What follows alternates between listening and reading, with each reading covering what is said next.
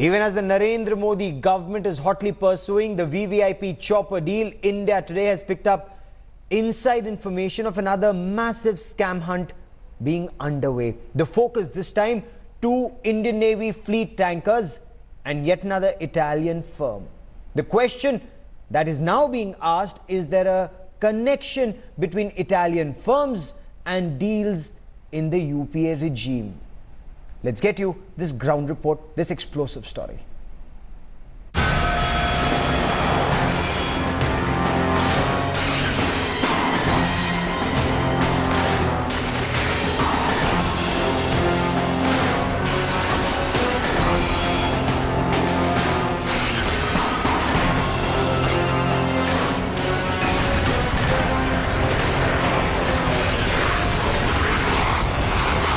As the firestorm over the Augusta-Westland VVIP chopper deal rages on, a much larger defense scam could be afoot in the country.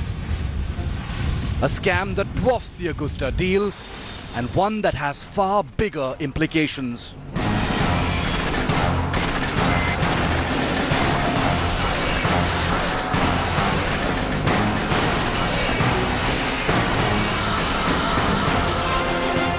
Indian Navy fleet tankers, INS Deepak and INS Shakti, that provide the Indian Navy's frontline warships with fuel, water and all other essentials while out at sea. But the deal signed to acquire them in 2009 is now under a massive cloud. A whistleblower naval officer still serving has raised the red flag on these 2 ships and asked the Modi government to investigate the deal with Italian shipbuilder Fincantieri. Top sources tell India Today that Defence Minister Manohar Parrikar has ordered a discreet inquiry to look into the massive allegations. I can't believe that the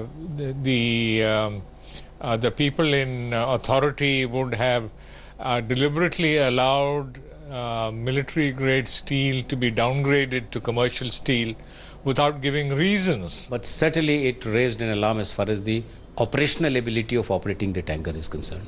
The allegations are simple and devastating. In 2006, India floated bids for 2 Navy tankers. 3 countries responded: Russia, Korea and Italy.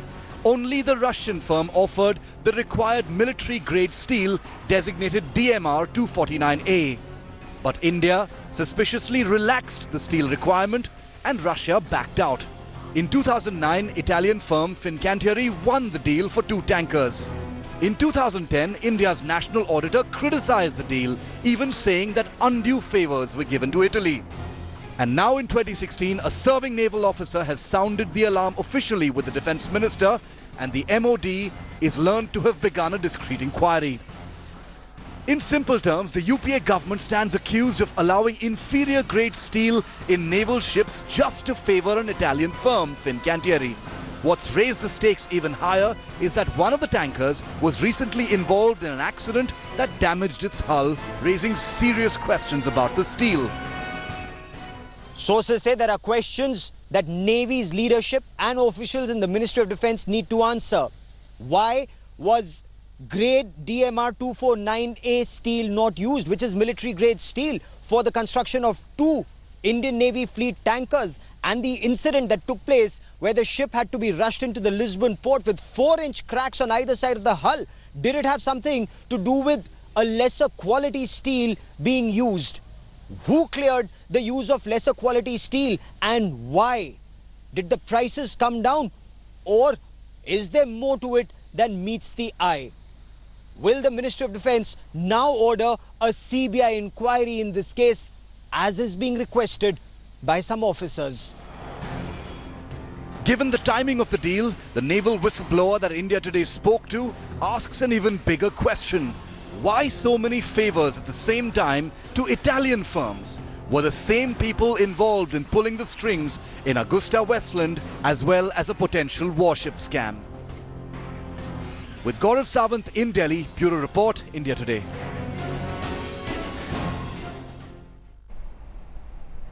Now, a top former naval commander-in-chief has raised the red flag on the Italian ship deal during the UPA regime. He's raised several issues, and he raised these issues when the ship, the fleet tanker, was sailing back to India, escorting INS Vikramaditya, and developed a 4-inch crack on either side of the hull. We're being told by the Navy in the superstructure, which could have gone down to the hull. How dangerous is that? We'll talk about that in greater detail. But let's listen in to what Vice Admiral Shekhar Sinha, former Flag Officer Commanding-in-Chief, the Western Seaboard, is telling India today. We were keeping a watch, and every 4 hours we would ask for his report. And when he mentioned that the crack was developing because the sea was continuing to remain very rough, at some stage we thought that her safe passage could get jeopardized. And therefore we got in touch with the Naval Headquarters and requested them to take the ship in at Lisbon in Portugal, which was not a scheduled halt really. I would think that the military grade steel, or the steel grade which was mentioned in the RFP, I believe, which we found later on during the investigation, that was much tougher, which was the AS-36. Whereas at the time of signing the contract, apparently it was changed to DS-36, which is little less elastic. So you require a steel which is strong and also more elastic. And normally the military grade steels are supposed to be in that category. I only saw the ship sailing and it was moving. It was end of 2013. When this happened, we pulled her into Lisbon port. And then the Fincantieri team was flown to Lisbon and a repair was carried out. It is true that it was a 4-inch crack on either side and it had propagated, and it was propagating vertically downwards, which we thought was at some point in time it could have led to some ingress of water, which carries on further, which could have led to a lot of... We found that it was a fairly big crack, which had been already patched up by the Fincantieri. But we carried out an investigation, and we realized, we came to this conclusion that possibly this would not have happened if the original steel, which was the AS-36, if that was used, which is more elastic and not so stiff, then possibly it could have taken to the sea well. But the second important point which we discovered, that the acceptance of the certification of the ship was done under the what is called an RINA standard, which is much closer to the Indian Register of Shipping and not as per the Lloyd's shipping registration. I want to bring in Vice Admiral A.K. Singh, former Flag Officer Commanding-in-Chief, Eastern Naval Command, one of the most respected voices in the Indian Navy. And I also want to bring in BJP spokesperson Dr. Sambit Patra. But Admiral Singh, I want to come to you first, sir. What Vice Admiral Shekhar Sinha is saying, irregularities in terms of the same material being used, commercial grade steel being used in the hull and the same thing being used in the superstructure, is that an irregularity? If the RFP says that it should be military grade steel, is that an irregularity? Could that be potentially dangerous? Gaurav, there are just two, in my opinion, there are two different aspects to it. The first is, if the RFP says it is supposed to be military grade steel, then in the contract it should have been military grade steel. If it was changed to something else, I think that's a matter for separate investigation. But the second issue is about the crack on the superstructure. I personally feel it could be due to three different factors, not linked to the steel, not necessarily linked to the steel. It could be due to the design. You know, in the design, the designer has to ensure that expansion joints are correctly put, of the correct type, between the superstructure and the hull to cater for rough weather, that the superstructure is symmetrically aligned to the hull. Secondly comes issue of fabrication. You know, the designer has designed the thing in a particular manner, has the shipyard built it. Sir, we'll get into the technicalities. On the broader aspect, is this an irregularity? Is it an irregularity? Should it be investigated? I started by saying yes. Sambit Patra, I started by saying yes. Okay, Sambit Patra, will the government investigate this? Will the government order a CBI inquiry as is being sought? No, that is for the government and the MOD to answer. But prima facie, whatever we are seeing today because of a whistleblower naval officer, as the skeletons are tumbling out of the cupboards of the UPA government, yet again a military installation has been compromised. Yet again a military procurement has been compromised. Augusta Westland case, I mean, immediately thereafter today we see that yet again there was a Finmeccanica company which was an Italian company in Augusta Westland case, and we have a Fincantieri company which is yet again an Italian company from which these two ships, INS Deepak and INS Shakti, were procured, were also Italian. So it's too much of Italian connection. And in fact, in 2010, when the CAG submitted its report on the INS Deepak and INS Shakti procurement, they went to the extent of saying that undue favors have been extended to the Italian company. So naturally, why the undue favors were always been extended to Italian companies? Is Okay, it but that let same me get kind of people, let me get Admiral AK Singh to respond to this. Admiral Singh, the CAG points out some irregularities. The CAG talks about inferior grade steel being used. Vice Admiral Shekhar Sinha, who was Flag Officer Commanding in Chief Western Naval Command, he points out certain irregularities. We don't hear of what happens subsequently. Is that strange, sir? Well, I believe in 2013, as per what Admiral Sinha was saying, a board of inquiry was conducted, and I'm sure it would have gone from headquarters, Western Naval Command, to Naval headquarters. Thereafter, what happened to that board of inquiry has to be seen, and if it could perhaps be relooked at. Okay. Now, it requires to be relooked at. You're saying, is it justifiable, sir, for a fleet tanker? Because what we are now being told is that this is an auxiliary ship. It doesn't make a difference if it has commercial grade steel or military grade steel, even though the German fleet tankers, we are told that the Indian Navy had earlier, had military grade steel, sir.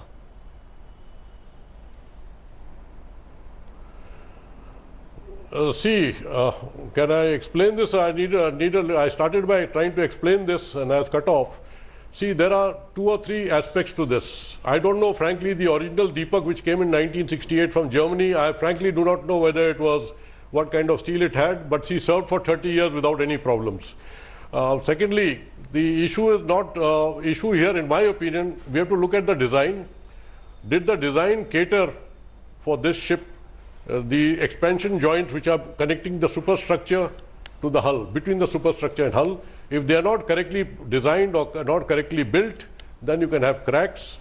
Did the ship's fabrication, that means the shipyard, did it actually go as per the design? If it did not, you can have cracks.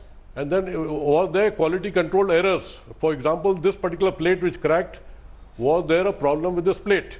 And another thing which I tend to absolutely agree with Admiral Shekhar Sinha, you know, in this case, the designer, I believe, was Italian. The classification society which approved the design was Italian, and the shipyard was Italian. So, all in all, though there are 10,000 merchant ships or more sailing with merchant ship steel and not sinking every day, but this particular case, there's no harm taking a look at it. So, and that's a very major point you're raising. You are saying that the shipbuilder is Italian, the designer is Italian, and the classification agency is Italian. Is that not above board?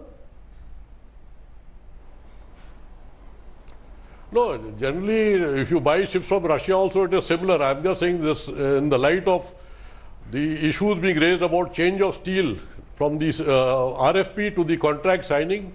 Therefore, it requires a relook at an investigation, perhaps. Okay. Sambit Patra, so that's another red flag. That's another red flag that's coming from 2 very senior vice admirals of the former vice admirals of the Indian Navy. That is as high as it gets. Vice Admiral Shekhar Sinha says the certification is an issue. Admiral AK Singh agrees with him. What will your government do? What will the party ask of the government? No, definitely. No.